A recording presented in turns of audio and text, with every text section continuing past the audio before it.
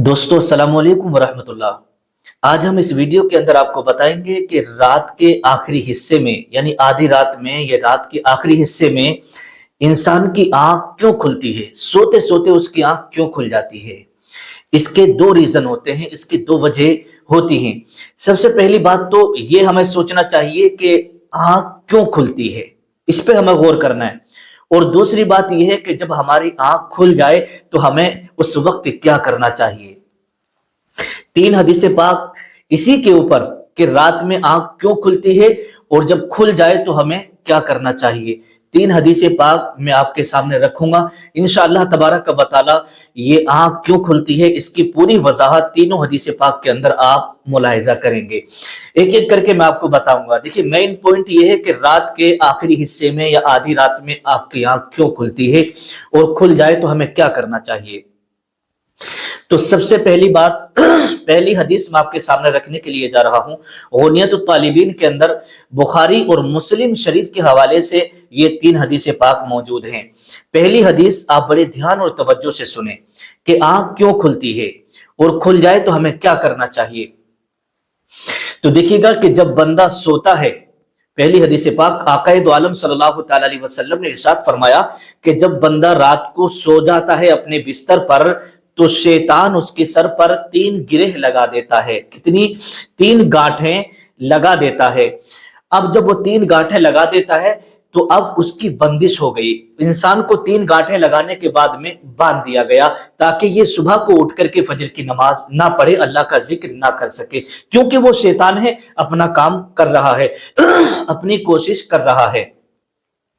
जब तीन गांठें उसने लगा दी तो आकाए दो आलम सल्लल्लाहु तआला अलैहि वसल्लम ने इरशाद फरमाया कि जब आधी रात में बंदे की अचानक आंख खुली, जब आंख खुलती है और आंख खुलने के साथ ही उसने अल्लाह का जिक्र किया, अगर बंदे ने अल्लाह का जिक्र किया तो शैतान की लगाई हुई एक गिरे खुल जाती है, एक गांठ खुल जाती है। और वो बंदा उठ करके जब वुजू कर लेता है तो उसकी दूसरी गिरे, दूसरी गांठ खुल जाती है। और वो उठने के बाद में वुजू करता है और वुजू करके अगर वो नमाज अदा कर लेता है, चाहे तो वो तहज्जुद की नमाज हो या फजर की नमाज हो, अगर वो नमाज अदा कर लेता है तो शैतान की लगाई हुई तीसरी गांठ भी खुल जाती है। तो ये तीन गांठें शैतान ने सोते वक्त इंसान की लगाई थी। अब वो तीनों गांठें खुल गई तो फिर शैतान बंदे के सामने हार जाता है, बंदे के सामने वो शैतान हार जाता है और इंसान जीत जाता है और फिर वो अल्लाह का खास और मकबूल बंदा बन जाता है।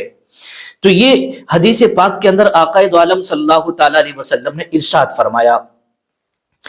अब दूसरी हदीस पाक मैं आपकी खिदमत में रख रहा हूं कि अगर आंख खुल जाए तो पता चला कि जब हमारी आंख खुल जाए तो हमें क्या करना चाहिए। तो मालूम हो गया कि जब भी आपकी आंख खुले तो फौरन अल्लाह का जिक्र करना चाहिए और हो सके तो वुजू करके तहज्जुद की नमाज या फजर की नमाज पढ़ लेना चाहिए जब फजर का टाइम हो। और अगर फजर का टाइम नहीं हो, आधी रात में आपकी आंख खुली है, तो फिर तहज्जुद की नमाज पढ़ के सो जाना चाहिए।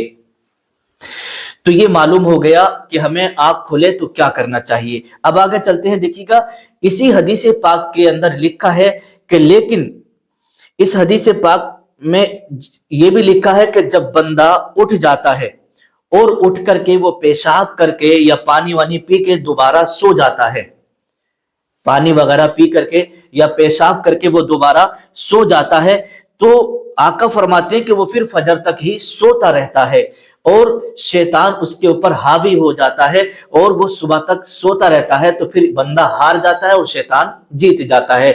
जो उसने तीनों गांठें लगाई थी वो तीनों गांठें लगी रह जाती हैं बंदे के ऊपर। फिर शैतान फजर के वक्त में जो है उसे उठने नहीं देता और इंसान आराम से सोता रहता है। अब यहां पर यह पता चल गया। अब आइएगा दूसरी हदीस पाक।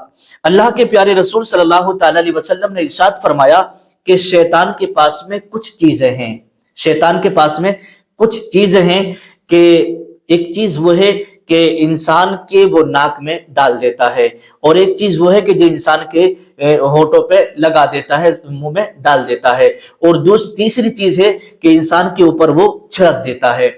जब इंसान के मुंह में جو میٹھی چیز ہوتی ہے جب وہ ڈال دیتا ہے تو انسان پھر برائیاں کرتا ہے، گالیاں بکتا ہے، غیبتیں کرتا ہے، ہر بری چیزیں اس کی زبان سے نکلنے لگتی ہیں، کیونکہ شیطان نے وہ میٹھی چیز اس کے ہونٹوں پہ لگا دی ہے۔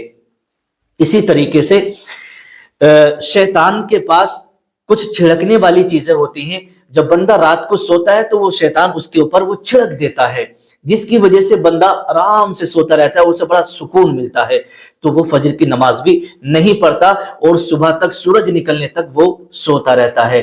جب سورج نکلنے تک وہ سوتا رہتا ہے تو پھر پورا دن اس کے اوپر منحوسیت چھائی رہتی ہے، پورا دن اس کے اوپر منحوسیت چھائی رہتی ہے، اس کا وہ دن پھر اچھا نہیں گزرتا ہے۔ تیسری حدیث پاک میں ہے کہ حضور صلی اللہ تعالی علیہ وسلم فرماتے ہیں کہ رات کے آخری حصے میں، رات کا آخری حصہ وہی 4 بجے 5 بجے 3 بجے کے بعد سے رات کا آخری حصہ کہلاتا ہے، تو رات کے آخری حصے میں اللہ تبارک و تعالی اپنی شان کے مطابق آسمان دنیا پر نزول فرماتا ہے۔ آسمان دنیا اس کو کہتے ہیں جو ہمیں یہ آسمان دکھائی دیتا ہے تو یہ پہلا آسمان ہے، یعنی یہ دنیا کے اوپر جو آسمان ہے اسی کو آسمان دنیا کہا جاتا ہے، تو اسی آسمان پر اللہ تبارک و تعالی اپنی شان کے مطابق نزول فرماتا ہے اور اعلان فرماتا ہے کہ ہے کوئی مصیبت زدہ کہ وہ مجھ سے مانگے تو میں اس کی مصیبت کو دور کر دوں، ہے کوئی دعا مانگنے والا کہ میں اس کی دعاؤں کو قبول کر لوں، ہے کوئی غریب، ہے کوئی محتاج، ہے کوئی فقیر، ہے کوئی مسکین کہ اگر وہ مجھ سے دعا کرے تو میں اس کی مسکینی کو، اس کی غریبی کو دور کر دوں، ہے کوئی بیمار اگر وہ اٹھ کر کے مجھ سے دعا مانگے تو میں اس کو بیماری سے شفا عطا فرما دوں، ہے کوئی پریشان حال اگر وہ مجھ سے اٹھ کر کے دعا مانگے تو میں اس کی دعا کو قبول کر لوں۔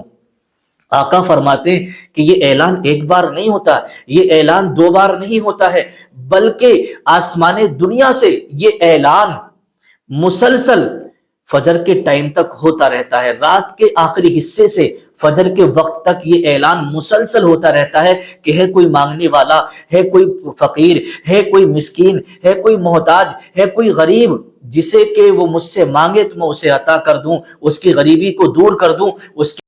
تو اگر کوئی بندہ اٹھ کر کے اس وقت دعا مانگ لیتا ہے، تہجد کی نماز پڑھ کر کے اللہ کی بارگاہ میں اپنی مشکلوں کو، اپنی پریشانیوں کو رکھ دیتا ہے، تو اللہ تبارک و تعالیٰ تو آسمان دنیا سے خود فرما رہا ہے کہ ہے کوئی دعا مانگنے والا تو اس کی دعا اس وقت قبول ہو جاتی ہے۔